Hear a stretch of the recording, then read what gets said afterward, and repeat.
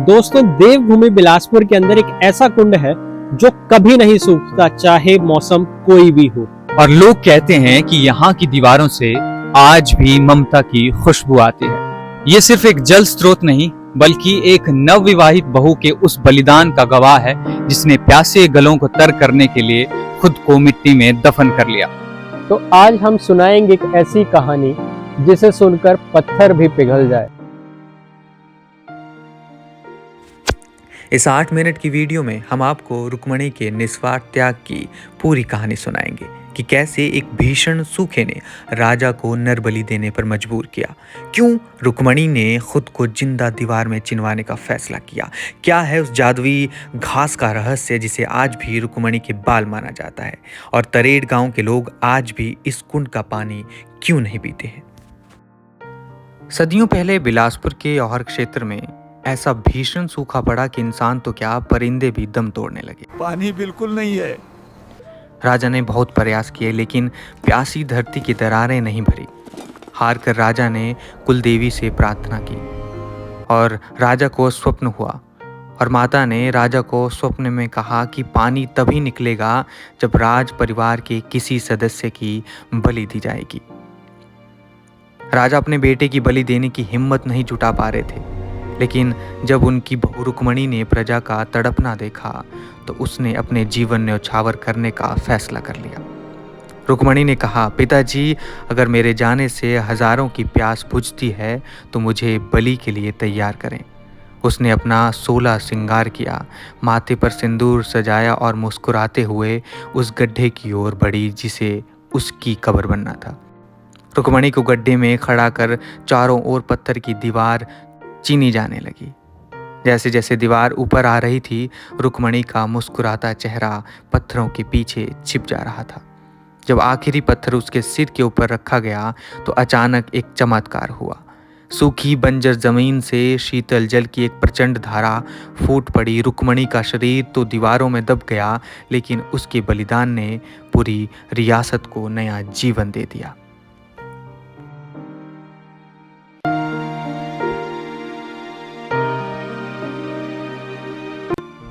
देखिए, रुक्मणी की कहानी ना बहुत गहरी है। जब रुक्मणी को चिनवा रहे थे, तब धीरे धीरे जैसे जैसे उसको चिन रहे थे तो वो इतनी ज़्यादा इमोशनल हो गई थी, इतनी ज़्यादा भावुक हो गई थी, क्योंकि उसका एक छोटा बच्चा था। और जब दीवार छाती तक पहुंच गई थी तो रुक्मणी ने कहा था कि मेरी छाती को बाहर रख देना, क्योंकि मेरा छोटा बच्चा है, वो दूध पीने आएगा। और मैं आपको बता दूं कि आज भी वो छोटा बच्चा माता रुक्मणी से मिलने आता है। मैं ऐसा इसलिए कह रहा हूँ क्योंकि जब रुक्मणी को चिनवा दिया, उसके बाद इस क्षेत्र में पूरी तरह से पानी से लबालब हो गया, सब खुशहाल हो गए, लेकिन वो छोटा बच्चा अपनी माँ की याद में बच नहीं पाया।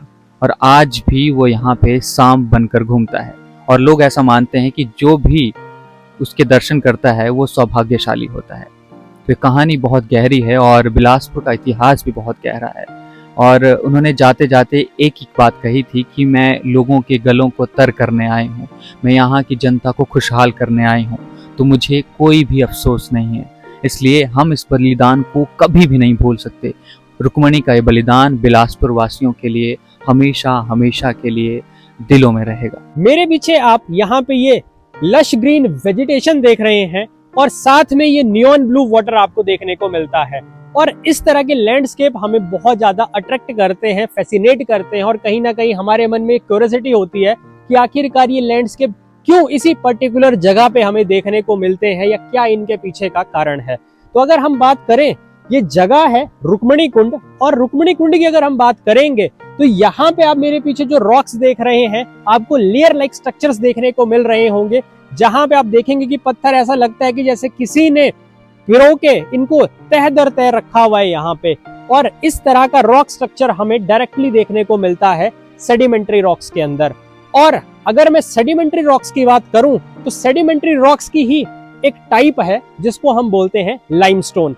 और लाइमस्टोन का सीधा सीधा लिंक आपको देखने को मिलता है कास्ट टोपोग्राफी से भी और सीमेंट इंडस्ट्री से भी।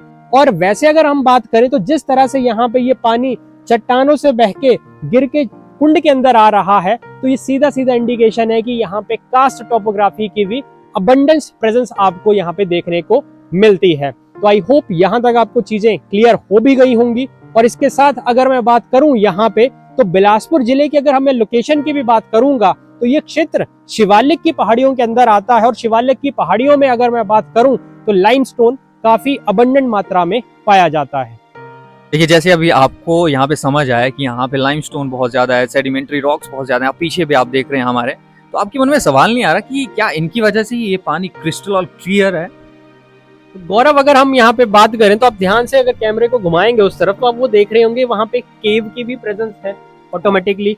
और ओवरऑल अगर मैं वैसे भी बात करूं यहाँ पे, तो जिस हिसाब से अगर यहाँ पे आप देखेंगे कैमरे को, अगर आप घुमाएंगे इस तरह से, तो यहाँ पे जो रॉक्स हैं और यहाँ पे जो लश ग्रीन वेजिटेशन है वो अपने आप में एक बैरियर का काम कर दे रही है, जिस वजह से आप यहाँ देखेंगे कि जो डस्ट पार्टिकल्स हैं वो यहाँ पे आपको बहुत कम देखने को मिलेंगे। और जिस हिसाब से जो कास्ट टोपोग्राफी और जहाँ पे रॉक्स एक नेचुरल शेल्टर का काम करते हैं, एक नेचुरल बैरियर का काम करते हैं, जहां से पानी आपको रिस्क के नीचे आपको देखने को मिलता है फ्लोर पे, तो कहीं ना कहीं ये कारण है कि जिस वजह से आप यहाँ देखेंगे कि बहुत ही क्लियर, क्रिस्टल क्लियर वाटर आपको यहाँ देखने को मिलता है। और जिस तरह की ये लोकेशन है, और मुझे लगता है ऐसी लोकेशन आपको कहीं देखने को नहीं मिलेगी, क्योंकि ये एक बलिदान का भी यहाँ प्रतीक माना जाता है।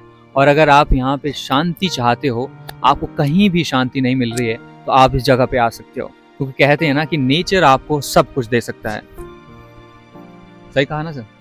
और अगर हम बात करें गौरव वैसे भी, तो नेचर अपने आप में एक हीलर है, तो नेचर अपने आप में एक बहुत बड़ा हीलर है। तो अगर आप इस लोकेशन को भी अगर आप ध्यान से देखेंगे तो यहाँ पे जिस हिसाब से चारों तरफ यहाँ पे रॉक्स हैं और रॉक्स का एक नेचुरल शेल्टर है, जिस वजह से आप यहाँ crystal clear neon blue water देख पा रहे हैं। और साथ में अगर हम बात भी करें तो यहाँ पे जिस हिसाब से यहाँ के अंदर एक नेचुरल एस्थेटिक लोकेशन की अगर हम बात करें यहाँ पे, तो कुछ इस तरह से ही आपको यहाँ चीज़ें देखने को मिलेंगी। चाहे आप यहाँ पे रुक्मिणी माता के टेम्पल की बात कर लें, चाहे आप इस पानी की बात कर लें, या फिर यहाँ पे जो वेजिटेशन आपको यहाँ देखने को मिल रही है, तो ये अपने आप में एक बहुत मिक्स ब्लेंड है, जहाँ पे आपको इस तरह से चीज़ें आपको बहुत स्पिरिचुअली, या अगर मैं कहूँ टूरिज्म के पॉइंट ऑफ व्यू से भी अगर हम बात करें, तो ऐसी लोकेशंस बहुत रेयर ऑफ द रेयर हमें देखने को मिलती हैं, जहाँ पे स्पिरिचुअलिज्म, आपका जोग्राफिकल लैंडस्केप्स, और साथ में अपने आप में एक तरीके से जहाँ पे हम बात करें मेडिटेशन या वेलनेस की अगर हम बात करें, तो ये सब चीज़ें इकट्ठी देखने को मिले। तो अगर आप चाहते हैं कि खुद को शांत करना, अपने दिमाग को एकाग्र करना, और आप चाहते हैं कि एक ऐसी जगह जाना जहाँ पे आपको खुशी मिले, तो आप रुक्मिणी कुंड आ सकते हो। चलिए चलते हैं। बैशाख के मेले में यहाँ बहुत ज़्यादा भीड़ होती है। जब गर्मियों के दिन आते हैं तो लोग यहाँ पे स्नान करने आते हैं। और ये जो आप देख रहे हैं, क्योंकि ये जो खास है, लोग मानते हैं ये रुक्मिणी जी के बाल हैं, तो वो रुक्मिणी जी को श्रृंगार करने यहाँ पे ज़रूर आते हैं और रुक्मिणी जी से अपने घर की खुशहाली मांगते हैं। तो ये इतिहास बिलासपुर का है।